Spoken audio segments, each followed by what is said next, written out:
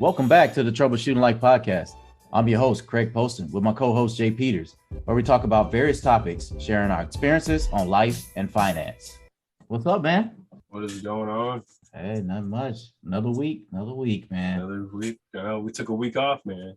Oh, yeah, we did. I'll say it's much needed, but definitely want to always keep it going. Don't want to stop the rhythm. We got a good rhythm going, so I'm not going to do that again. No doubt. Actually, what we were talking about adding more, right? Just in case something happens where we got to go on vacation.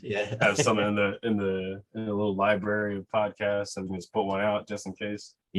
Actually, I think that'll be a smart idea. That way we'll never miss one, no matter how busy our life gets. Yeah. So, your goals. I know we were talking about you had closed on another home. Yeah, man. Yeah. So, actually still under contract. So, it was actually pretty quick. So, let's see, like a couple weeks ago, like I want to say after we recorded the last podcast, I was like in the middle of putting an offer down on the property and stuff. Yeah. And then I think the next day is when they were supposed to decide. So, and I found out during that Easter day that they chose my offer. So I was like, all right, cool. Let's continue on. Started my option period, got my inspection done. That went well. Option period just ended this past week. And then, I got all my paperwork done. Everything was good with my lender. My appraisal came back. Everything was good with that. So yeah, I'm just waiting for the closing date. That is literally all that I'm waiting for. Yeah, that's awesome, man. Yeah. That's always good when everything flows just right. Yeah. And all the stars align, and you're like, oh yeah, this is the perfect property. Yeah. Oh man, I will say that right now the market's still crazy.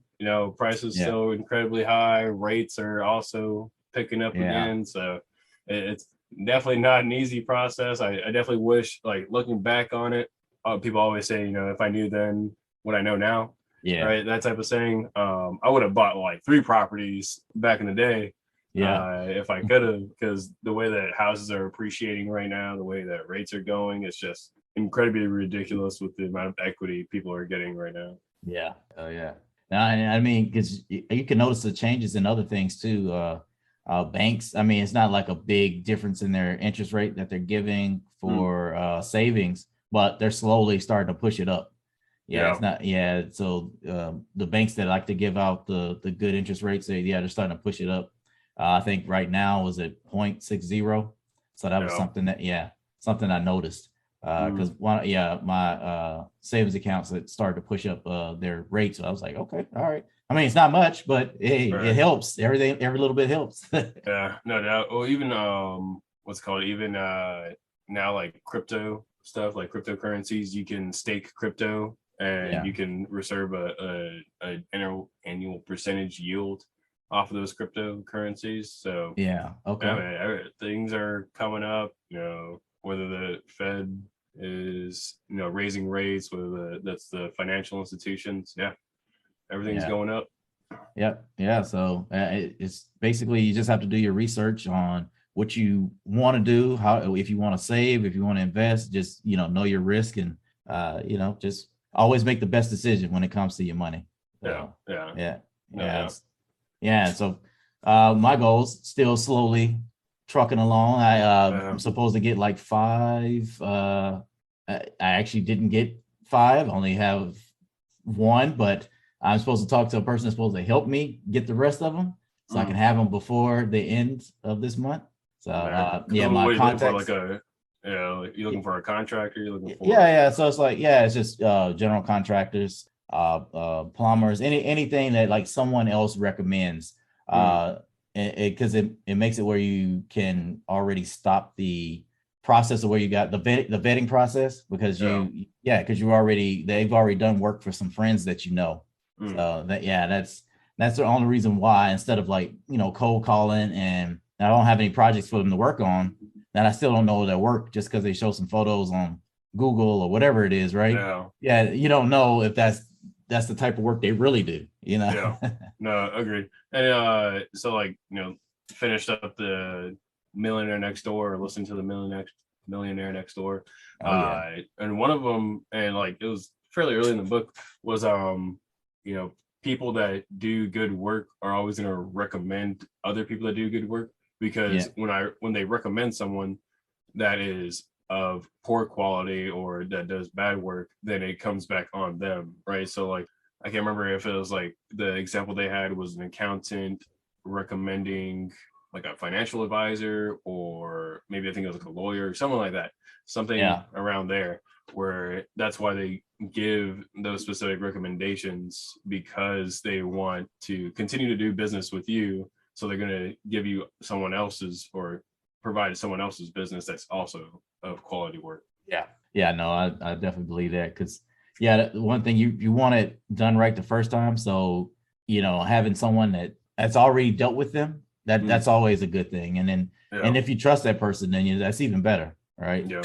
And that's kind of like, where I'm stuck at, but I think I will still get it. Like I said, the person that's going to help me get the rest of them, I trust them. So I just need to go and make contact and say, hey, who else you got for me?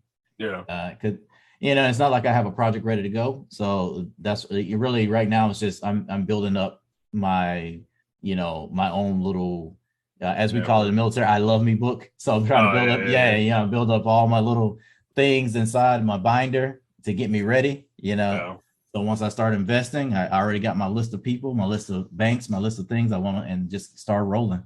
Because it pays to be ready instead of having to get ready. Right? Yeah, exactly. Yeah. All right.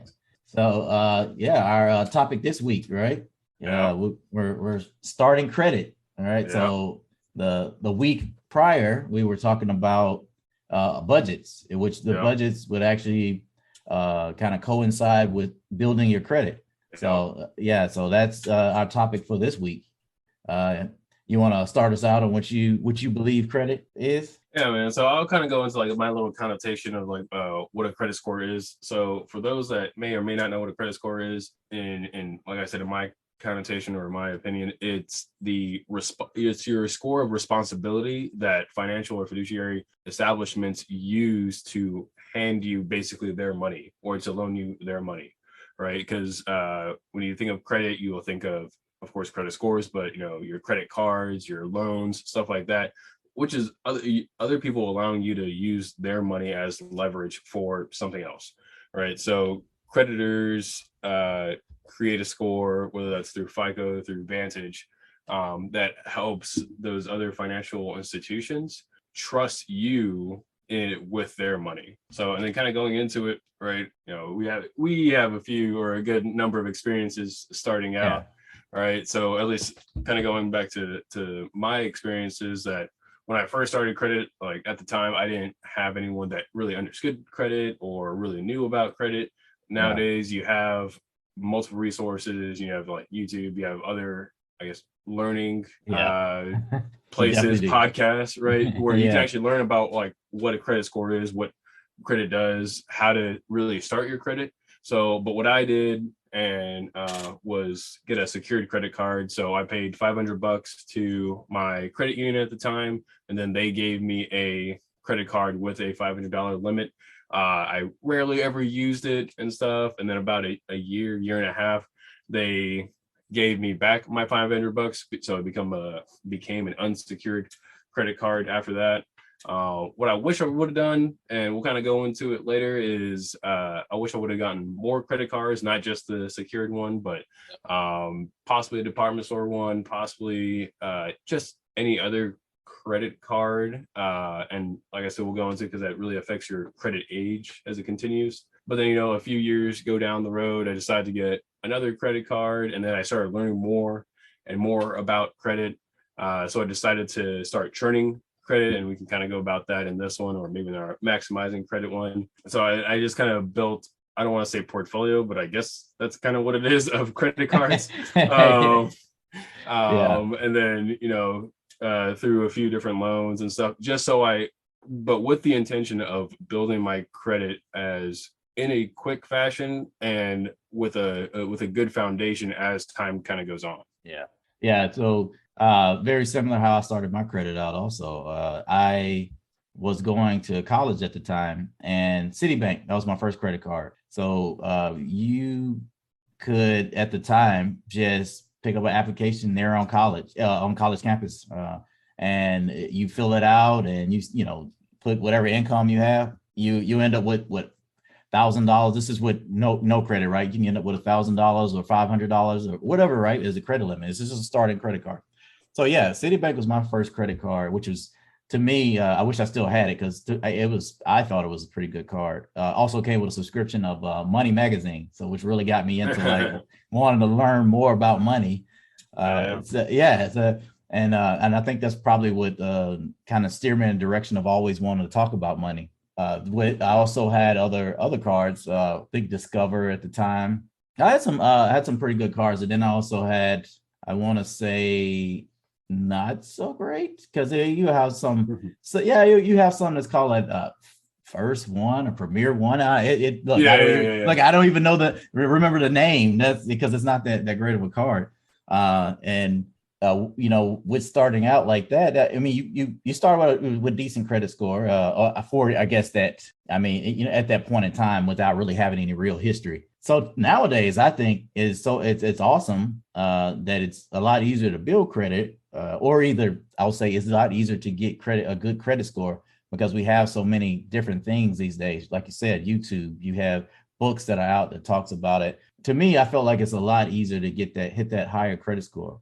But the overall, if you want that awesome credit score, you just have to hit like certain markers, right? You have to make sure you have a certain amount of revolving credit, and you got to have a certain amount of loans, and then they also want you to get a mortgage, right? Because that's when I saw the biggest increase in my credit was when I got a mortgage. I've had car loans, never really had personal loans because I had enough car loans, but personal loans could also help you out, I think. And I was told, so I never really used the actual advice about getting a personal loan to help me build my credit. I think it can be a good idea, but you most likely have to have a co-signer for your very first personal loan. But like, if you could actually take your personal loan that you have, put that money into a mutual fund or ETF, and and pay back your loan with like your W-2 money or your side hustle or something, right? Then you're building your credit and your wealth at the same time, which is better advice in my mind than just having someone say, hey, go get a personal loan to build your credit. Yeah. No, I agree. Yeah. And kind of going into it, right? Like so with like credit scores and stuff, there's a couple different credit scores, right? So the main one that a lot of financial institutions use are known as the FICO credit score, right? Yeah. And the stuff that you'll see on like Credit Karma, Credit Sesame, a lot of budgeting apps also have access to is called the Vantage score, right? Yeah. So kind of think of it like the difference between an SAT and an ACT, right?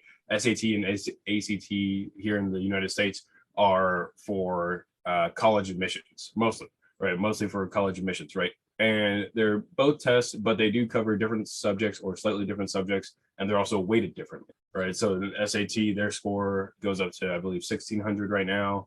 And then I can't remember what the ACT score was, like 32, 35, something like that. And so just by that, you can tell that the scoring is different. And then for the subjects, right, like the ACT, I think has science where the SAT doesn't. But very similar, the Vantage and FICO credit scores are slightly different, right? But most financial institutions, like the ones that will actually give you credit, they will go after or go look for your FICO credit score. And it's not like they're different exponentially. It's just that sometimes they're weighted differently. So if you're looking at Credit Karma, like most people do, or Credit Sesame, whatever that platform is, to only do soft inquiries towards your credit, then, and you may think it's misleading, it's not. It's just it's weighted or scored differently than what the financial institution is pulling from, right? So it could be lower, it could be higher.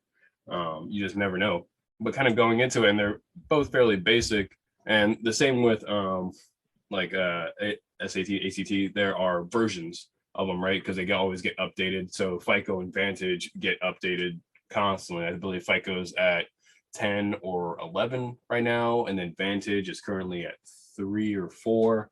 But here's kind of like the breakdown, right? So for the 5 categories that those scores kind of go through are your payment history, your credit utilization, the average age of accounts, the types of credit, and the number of hard inquiries, right? So kind of going into payment history is just, if you have a loan or a credit card, if you've been doing on-time payments, right? At least paying the minimum specifically, right? Now, I don't recommend only paying the minimum. I always recommend paying it off, or at least for credit cards. And then, of course, for loans, you can pay the minimum or pay above or pay more towards the principal to kind of bring down the loan quicker. But for the payment history specifically, it's about 35% of a score. So for FICO and Vantage, the lowest score you can get is a 300. The highest score you can get is 850, right? So 35% is a huge chunk. It's more than a third of your entire score. So just think of it. If you miss one payment, then it has a huge effect on your score. Granted, say if you miss a payment or whatnot for whatever reason, you can always talk with that creditor or lender to have that kind of waived if you've made your payments consistently after a certain amount of time or whatnot, right? The next one was your credit utilization. And what credit utilization is how much of your available credit are you using? For example, if I have a credit card that has $1,000 of credit on it and I use $900 of it, I am using 90% of my credit utilization. What I want to do is kind of keep it. A lot of people say keep it below 30. I recommend keeping it below 20 to 10, right? To give you that kind of buffer in case you need to go up to 30, right? You don't want to be up to 30 and then for some reason you have to end up going further and further, right? But I recommend kind of keeping it around 10 to 20 if you can, and or getting a number of credit cards where you have a huge limit, right? So going back to that example of having $1,000 credit card. So say if you have that same or credit use of $900, but think of it if you have a total credit of $10,000, right? That became from 90% to 9% really quickly, right? So you don't necessarily just have to use very little of your credit. You can use more of your credit if you have higher limits on cards or on loans.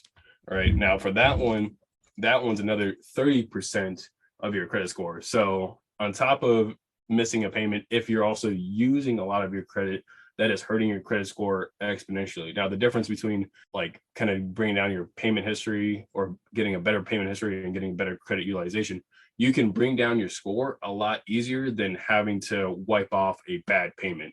Right. So I will say that while it is a huge one, it is a good one to kind of work around as well. And then the next one would be like your average age of accounts. So including credit cards, including installment loans, including mortgages, car loans, student loans, personal loans, whatever it is, those are all technically accounts under your credit score. So, and some people may think this is weird, but having more actually helps, especially at an earlier age, right? So you can start your credit, or credit can be started for you, I should say, by the age of 13, right? So if you have a child or if you are at a younger age, you can start, or the parent or someone that is responsible can start their credit earlier, and we'll kind of go into that later as well. But what's highly recommended is to have at the earliest age possible, whether that's 13 or if you're 18, you're kind of doing it by yourself, I feel you, is to have at least 3 accounts, right? And the reason why is because think of it, if you start one account right now at 18, and then a few years later, you get another account, and then you get a mortgage later on, whatever it is, your credit age starts to average down, right? So it's, say you have one at 18, 2 years later, you get another one, your average credit age just now became 1 year instead of 2 years, right? Because you have one at 18, 2 years later, that's your average age is 2 years, but then you started one right there that made that 0. So now your average credit age is 1 year.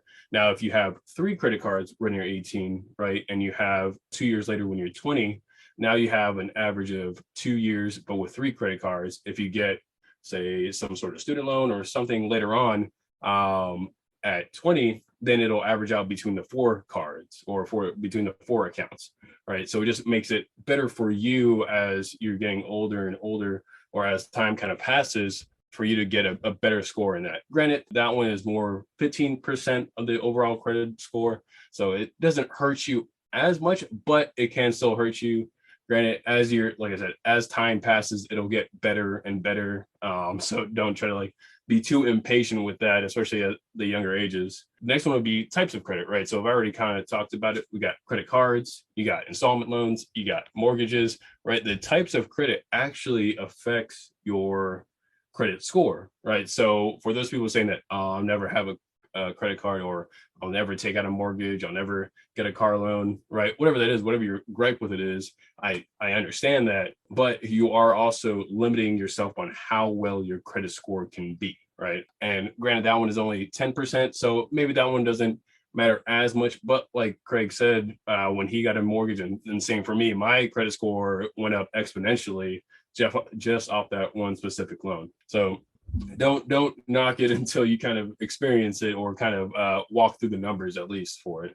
And the last but very not least one is the number of hard inquiries, right? And hard inquiries are what financial institutions typically do to you to qualify you for credit, right? Now, sometimes you may get, I want to say, bamboozled, or sometimes certain companies may pull your credit. Like I remember one time I had AT&T had pulled my credit for whatever reason, and I don't remember ever letting them do that. But I think what they were trying to do was qualify me for lower internet bill. So, but I was like, I didn't understand it, so I was able to get that hard inquiry passed off. Now, initially, hard inquiries will take down your credit very low, right? Like depending on how many you're getting all at once, but they slowly go away, right? And the initial hit kind of goes away after a few months, but the hard inquiries will fall off after 2 years, or unless you want to dispute them, then they'll fall off that way as well. But that's also just like another 10%, right? So the biggest ones that you really want to pay attention to are your payment history,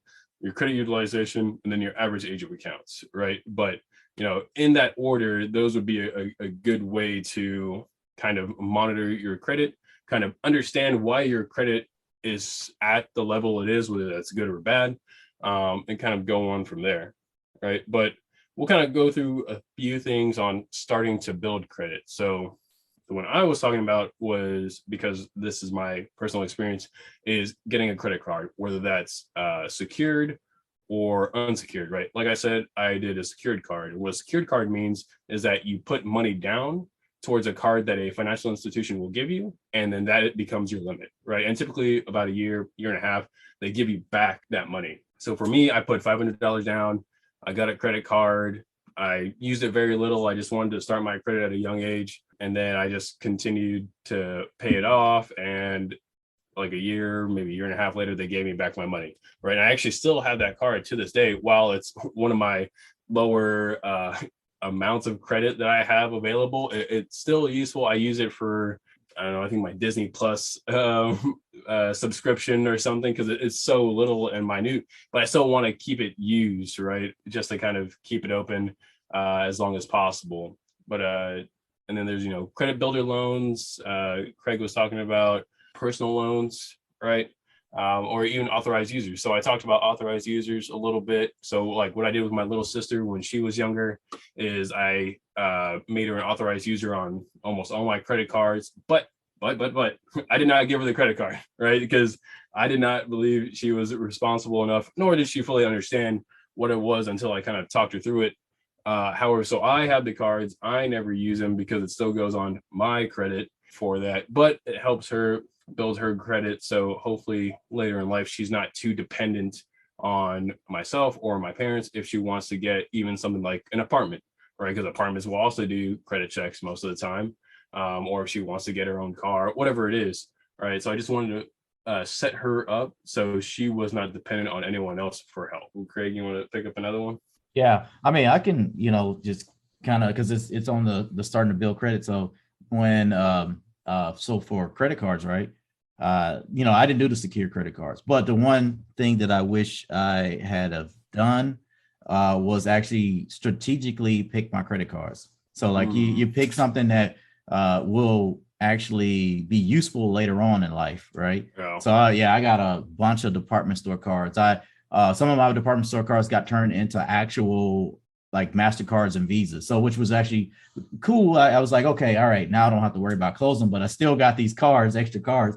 And then also the ones that I started out, well, I wish I had kept the ones I started out with, like the very first Discover I had and the very first Citibank. I actually end up doing something very stupid. I basically used this third-party company to help me consolidate my credit cards while I was in college, because I was just trying to reduce my, I guess, my issues, because I was worried about school or whatever. And it was the worst thing ever, because they ended up shutting my credit cards down, and then I had to actually just still had to deal with. It's almost like having bad credit again, or getting it. That was probably, to me, was like my first time having bad credit, because once you shut down, just like Jay said, you shut down these cards and you don't have that age of another card or another account to take over. It's basically like you just gave yourself bad credit. So that was one of my mistakes. I wish I had actually just dealt with it, and also pick a card that is strategically needed for the future. Yeah. So like you said, we were talking about credit builder loans, and yeah, like the personal loans. I would, again, I came up with this idea later, but because I never saw a reason to have a personal loan, which would have been awesome to do the whole thing with, oh, I'm gonna take this money and go put it in a mutual fund or a stock or something like that, right? And just think how that would grow for you. And you put, what, $5,000, because if you can get a personal loan for $5,000, you put that away, or $10,000, you put that away into a mutual fund or whatever. And then over the years, as you're building your credit, you're building your wealth, because that stock or whatever will continue to grow. And then, yeah, just like you were saying about authorized users, same thing, right? After I got my credit good, I wanted to help family members. So like my wife, because she didn't have the greatest credit, and also she wasn't that great with money. So that was something, had to, do a mind shift change for her. And then also what I did is I had these credit cards like Capital One, because I ended up starting cards like Capital One a little bit later, because I was trying to, rebuild that credit again. Yeah. So like I had these Capital One cards, and what I did is I just added her to it.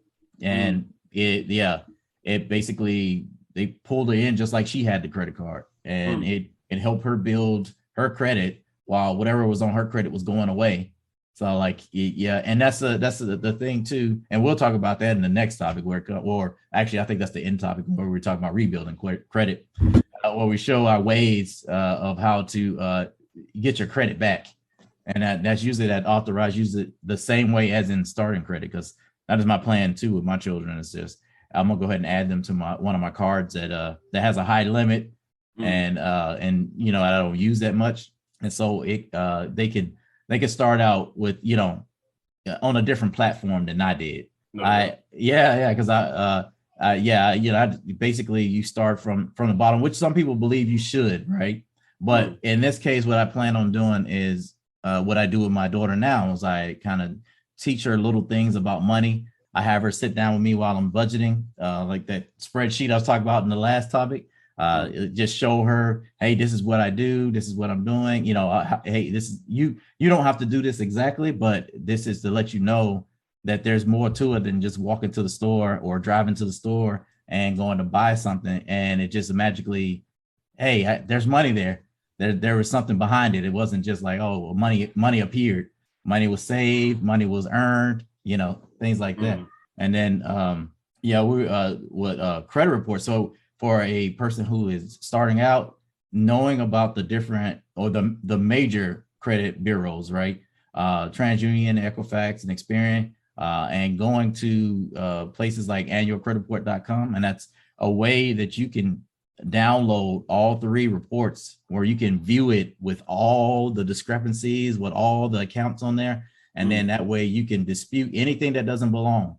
And I did that. And like I said, that'll be in that rebuilding credit, and I'll show or talk about ways that how I build myself back up.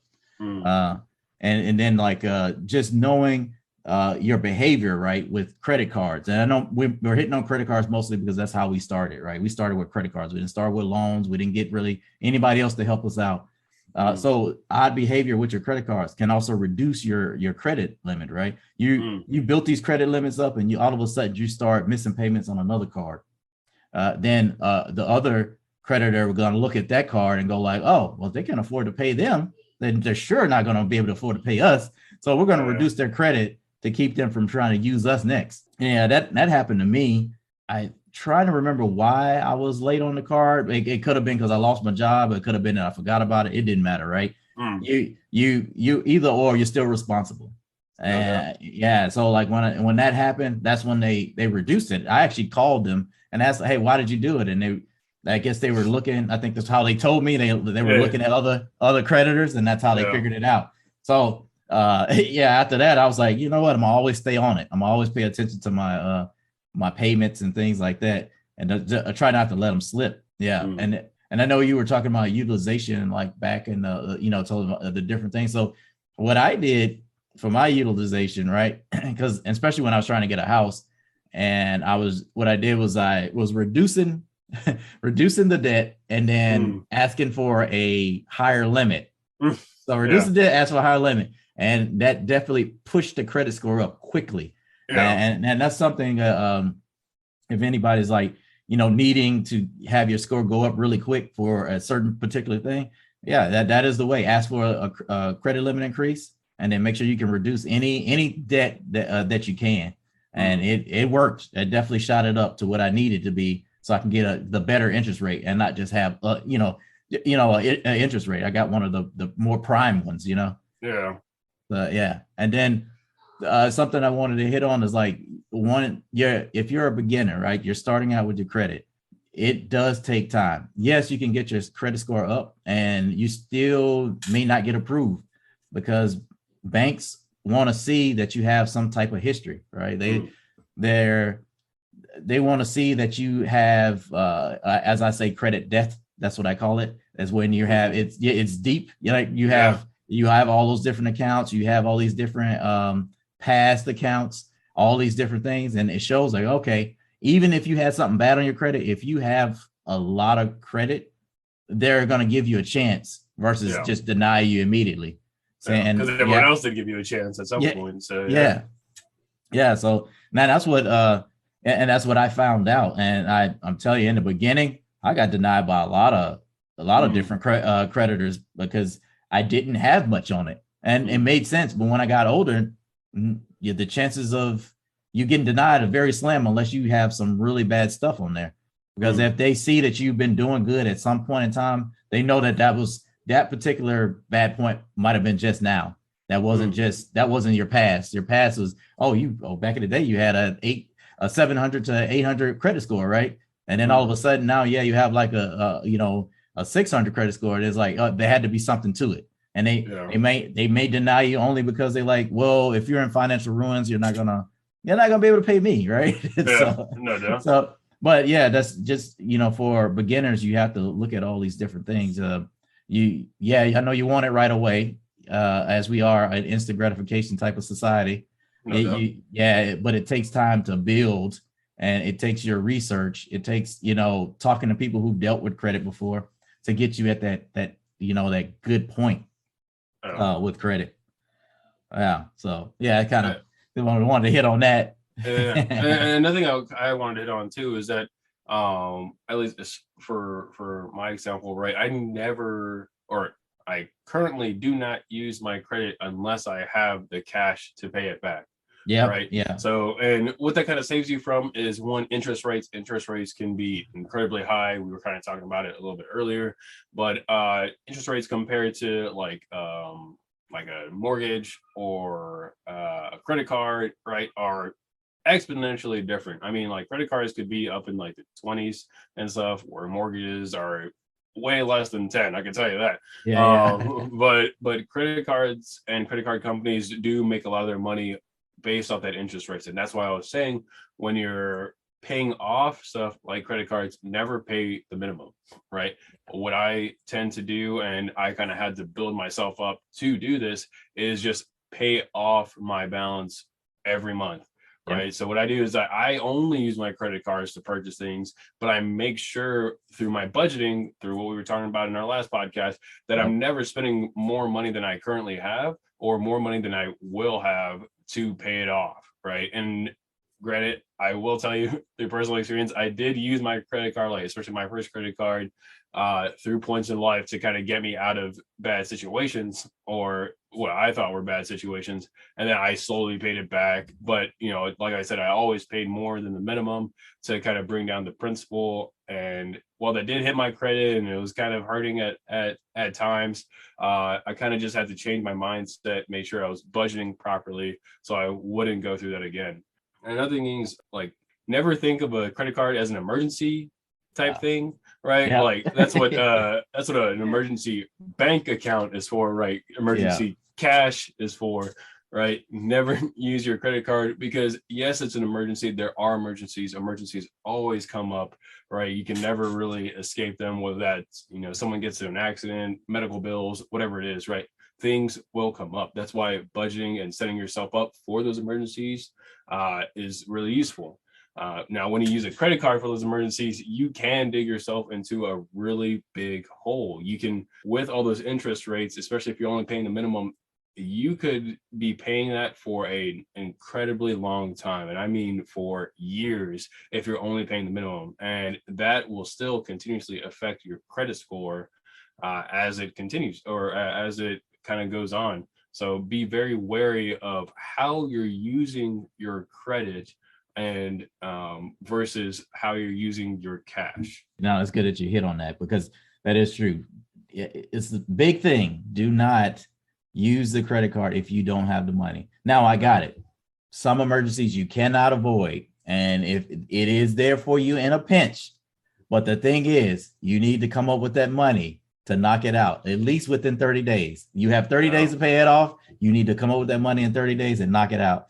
Yeah, because that what I try to use is different buckets, and I think it's probably more from the budget topic, right? I had my different buckets or my different accounts, and each account represent different things. If it's like a family savings, it's for vacations and going out to eat. If it's a emergency fund, it's for things that just happen to happen, right? And then you have like your investment savings. That's what I have, right? So like you're putting money away so you can invest it when you're ready to invest it. So at the end of the year or whatever, right? And then, like I said, I have an expending account. So if I want to do something that's personal for me, I'm going to probably use my credit card, highly possible. But the money needs to be in my spending account. I've been trying different things because I've had the accounts, but I've been trying these different things to play around what works with using my credit. Because I do use my credit for everyday purchases. And I have other credit cards that I still use. So it's kind of like one of those things you need to test the waters, but like you need to make sure you have your own backing, like your own money. And that's what I had. I had money in savings. So it kind of was like, okay, let's just test this out. How can I use these credit cards efficiently to make sure I'm not getting charged the interest rate? And basically between using your auto pay and you paying attention to what you're spending, you can figure out how to get those credit cards dialed down in the correct way. And that's the reason why we're stressing this, because credit cards, as much as it is a help, it is a danger.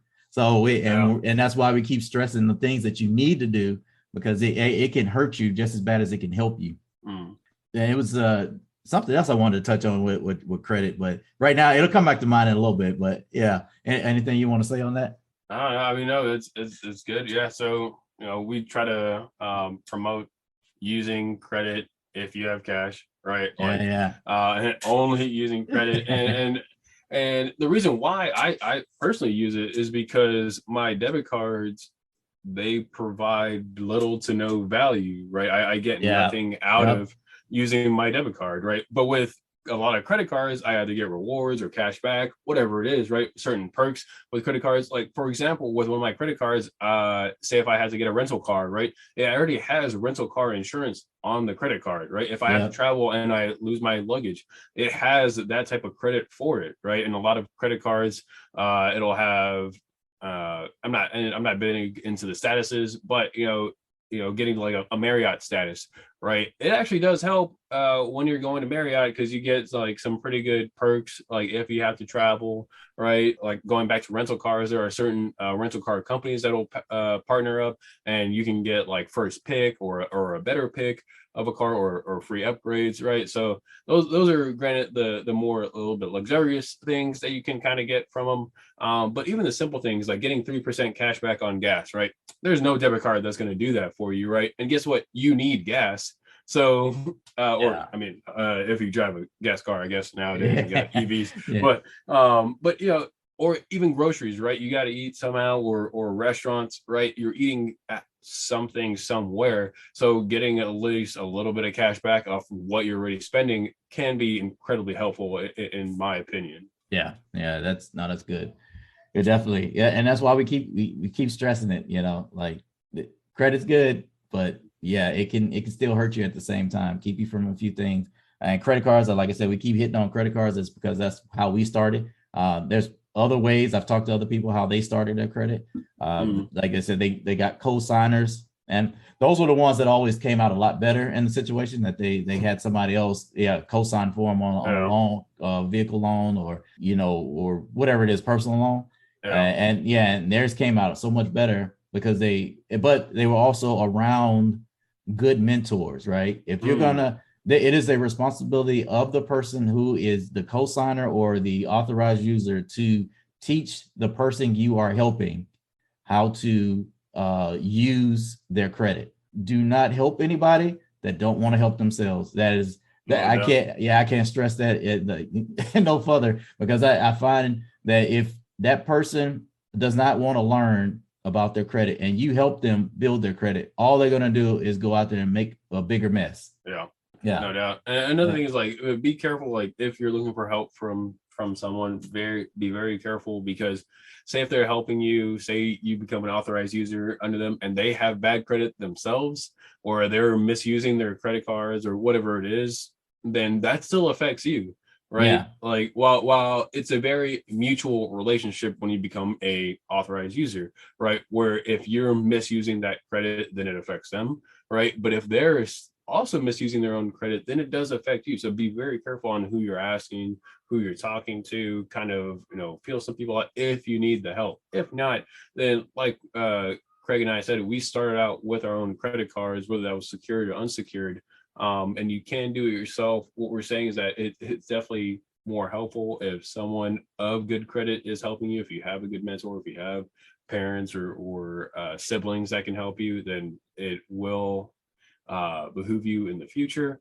But some things you kind of have to go through yourself, right? Some things you will have to find out, and while it feels harder, it'll become so much better, or you'll be so much better for it because you did go through it yourself.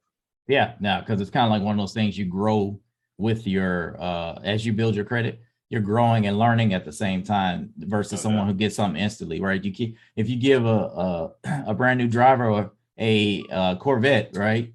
You're asking for a recipe for disaster because you didn't teach them how to handle a sports car, right? Right. And then you're responsible. If you bought them a sports car and they're a brand new driver, most likely you are responsible. I know people don't want to say, oh no, that happened, but if you gave whatever it is, just like this credit, right? And think of credit the same way as this sports car to a brand new flower to credit, right? So they have to have some type of mentorship behind that. Somebody needs to mentor them on how to make sure they handle those things. Yeah, and taking handouts or giving handouts isn't always great either, right? Because you're not really fixing a problem. Yeah. Right. So and I'll probably say this almost every podcast, money doesn't fix many problems. And the reason why that is because you're not addressing the problem. You're just kind of enabling that person's problem with money. Right. So going back to credit or going back to really anything, just giving someone a handout, you're not dissecting what is actually going on, like what there is to diagnose and fix the actual issue. Right. You're just kind of putting a Band-Aid on it, or like we say in the military, we just kind of put duct tape and paint on it. Right. Yeah. And it's good. Right. But that's not absolutely true. That is actually pretty false. And then you'll realize that as time goes along, as other things come up, that issue, that Band-Aid is still, it'll be infected, right? You got to cut, you just put a Band-Aid on it. It can still become infected. It can still get worse. It could lead to something else. So going into like thinking of getting handouts or giving handouts, be very wary and try to fully understand what is going on and what the actual problem is will become. All right, let's head on down to our frugal and cheap segment, man. All right. Frugal and cheap. Yeah, so what do we got here? Washing clothes by hand. Yeah, we were talking about this earlier. Hey, this is my broke days, guys. Yeah, those are broke days. So and someone may actually do this because they enjoy, or they really are trying to save money. But at the time I did it, I couldn't afford to go to the laundromat. I was brand new to living on my own. I had my first apartment. I had this job that didn't pay a lot. Yeah, my expense was a good thing. My expense was super cheap because I couldn't afford those expenses. No. So one of the things I ended up doing was washing clothes in the tub. Bad idea, by the way. If you don't know how to do it, because I put way too much Tide in the water, man, and my clothes were itchy. I was like, what the world? I just like itchy. So and that's what I'll say, that was cheap, and because that definitely was the super broke me. That wasn't just like a regular broke. That was like, I don't have anything in my pockets, man. It's like the difference between poor and pope. Yeah, exactly. Can't even afford the OR, man. You're just so pope. Yeah, that's exactly what my life was, and I was trying to do what I had to do to have clean clothes, because I didn't like being stinky. So he didn't mind being itchy, I guess. Yeah. But after that, in the club, like, looking good. Man, I couldn't afford the club. What are we talking about, man? Yeah, so I was also I think that was my beginning stages of school too. Like I was like, I'm living on my own, which was a good experience because it matured me quickly. But yes, I'm gonna call that was cheap, and I definitely was not looking at the overall benefits. I was looking at the fact that I didn't have any money. I had to figure this out.